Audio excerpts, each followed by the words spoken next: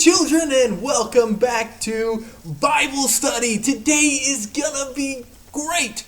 You see, we get to talk about Jesus. And while every story about Jesus just seems to be better and better and better than the last, this is probably my absolute favorite story of Jesus and my favorite miracle that he does. It comes straight from Mark chapter 1.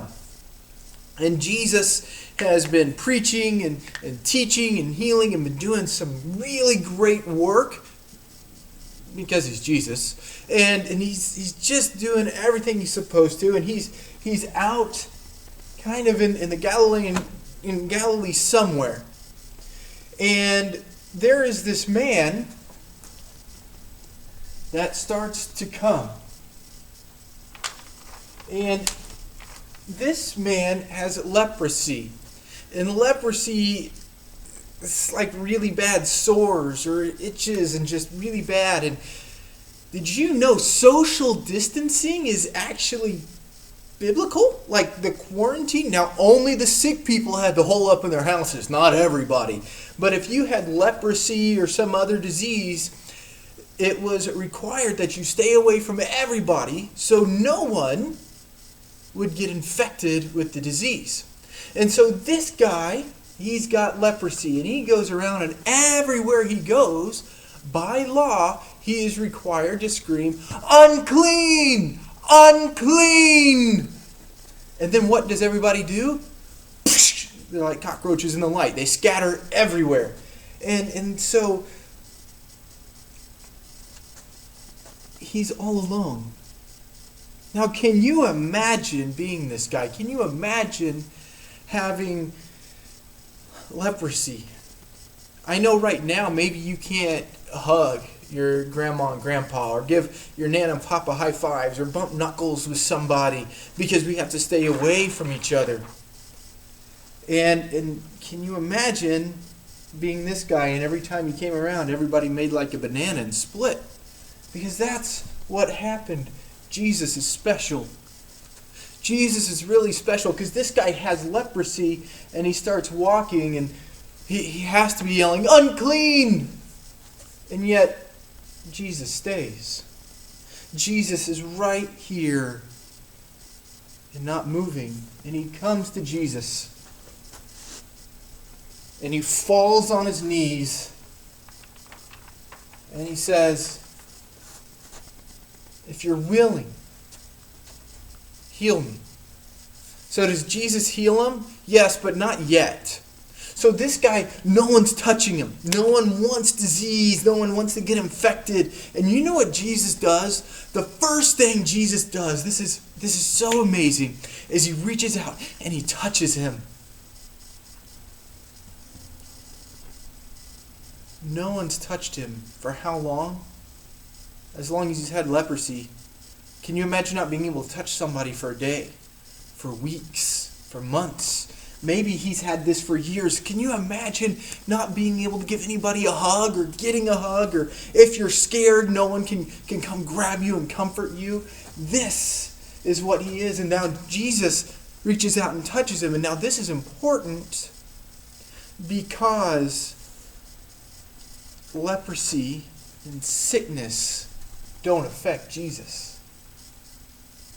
You see, when Jesus touches sickness, the sickness doesn't go to Jesus. The sickness is cured. And so he says, "Of course, I will heal you." And the man is healed. This is essential. See, this man didn't get changed and come to Jesus. He came to Jesus to be changed, and it's exactly the same today. We don't change and come to Jesus. No. We go to Jesus to be changed.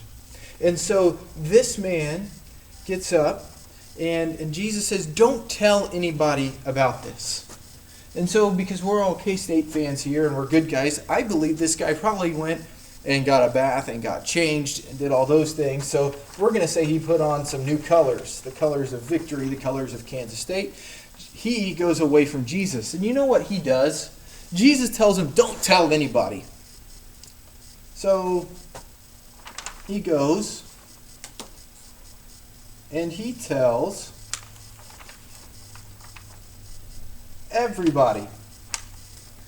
Anybody that will listen, he goes and he says, Jesus healed me. Jesus healed me. I mean, this is amazing.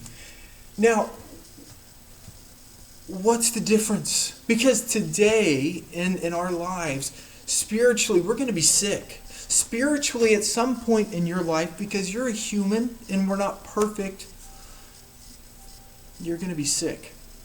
And you're going to sin. And you're going to be like this guy with leprosy. And then when you come to Jesus and he heals you and he changes you, will you and do I tell everybody about how he's changed me? And this is the thing. Even though Jesus said, don't tell about the amazing thing I did, he couldn't stop himself. Jesus' power should be so strong in your life you can't stop yourself from telling everyone. Because no matter how small or no matter what's wrong with you, Jesus' power can and will heal and change you.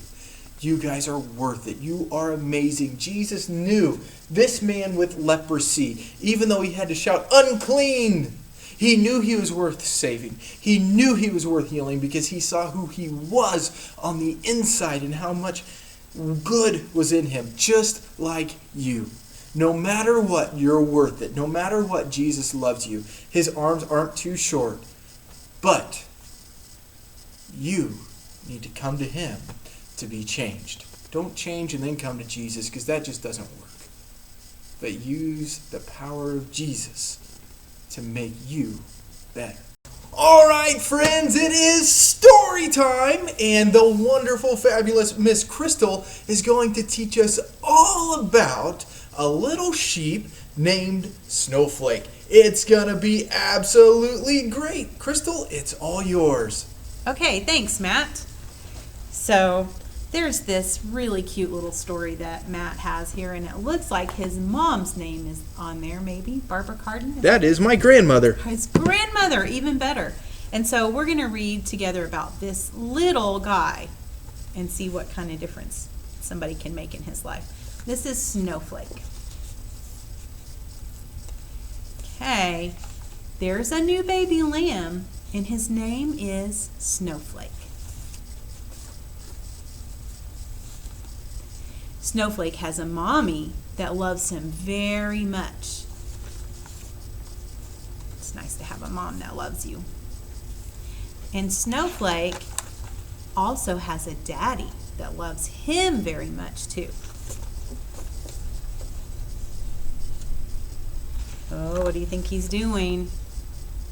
But Snowflake, kind of like you guys, likes to run and play and go off by himself.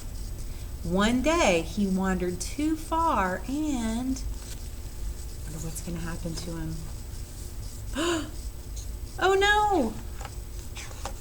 Out jumped some hungry lions.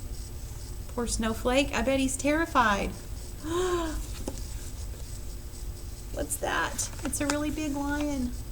The lions roared, and Snowflake was so scared. Would you be scared if there were lions roaring around you?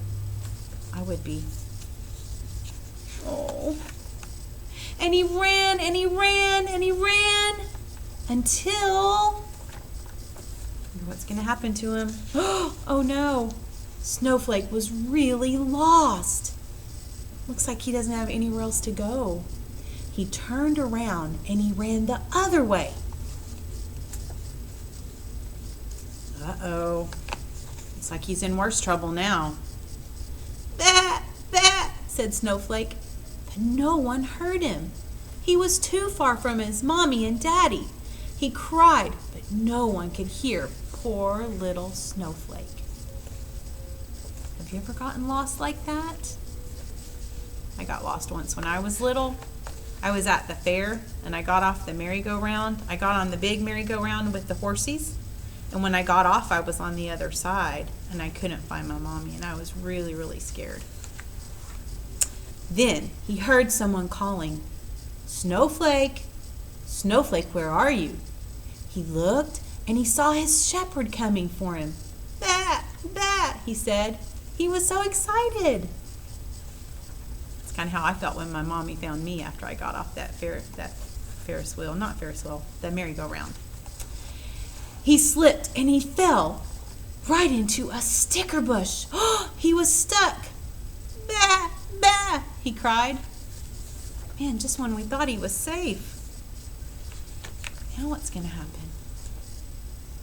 His shepherd had to lay on the ground and reach through the stickers. And finally, look what happened. He held little Snowflake tight in his hands. There, little Snowflake, the shepherd said. You're all right now. I have you. Just like us, when Jesus has us in his arms, we are all right. All right, that was a great story about Snowflake. Well, thank you so much, Miss Crystal. That reminds us, just like how Jesus cured that leper, there's nowhere you can run, there's nothing you can do where Jesus can't save you. He doesn't have T-Rex arms. He's got really long arms that will always come get you, hug you, and take you home. You guys have a great day. Remember to obey your parents and have a lot of fun. I can't wait till we get to all be back together. Bye-bye.